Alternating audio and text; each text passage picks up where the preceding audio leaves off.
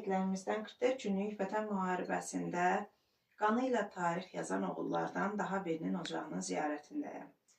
Və Daşdəmir Paşayevimiz Vətən uğrunda şəhid olarkən özündən geriyə 4 övlad əmanət etdi.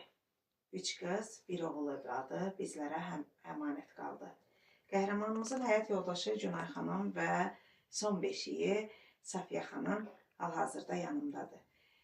Şəhidimiz mənim bir neçə kitabımda yer almışdı. Həmçinin həmin kitablar arasında məhz İranda 2 dildə nəşr olunan Torpağın Aşiqləri kitabında yer alır ki, bu kitabda həm Latın əlifbasından, yəni Azərbaycan dilində, həm də fars-ərəb dilində şeirlərim nəşr olunub. O taylı Azərbaycanda, bu taylı Azərbaycanda şəhidlərimizi daha yaxşı tanısınlar deyə. İstəyirəm kitablarımı Günay xanıma təqdim edeyim, şəhidimizin ev güşəsində yer alsın. Qəlbimizdə yaşayanlar kitabında, Cəsur qəhrəmanlar kitabında və Cənnətin sakinləri kitabında yer alan qəhrəmanım təkcə bu kitablarda deyil, eyni zamanda qəlbimizdə yaşayır. Arzu edirəm ki, həyata keçirə bilmədiyi bütün arzuları övladları həyata keçirsin. Arzu edirəm ki, bundan sonra heç bir arzumuz yarım qalmasın.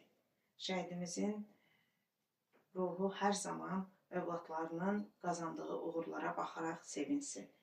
Əgər sizin sözünüz varsa, ürəyinizdən keçənlər varsa, sizi də işlə. Təşəkkür edirəm. Gəldiyiniz üçün çox sağ olun. Allah razı olsun. Bu şəhidlərimizi yad edin. Allah rəhmət eləsin. Şəhidlərimizin yeri beşləyirsin. Sofiya, nəsə demək istəyirsən? Şeir bilirsən? İllər əvvəl ziyarət eləmişdim bu ocağı. Onda Sofiyamız balacaydı. Maşallah boyatıb. Gün o gün olsun, məzuniyyətində gələk. Ən gözəl günlərində yığılaq bu ailənin başına. Şəhidlərimizin ruhu şad olsun. Biz unutmadıq, sizlər də unutmayın.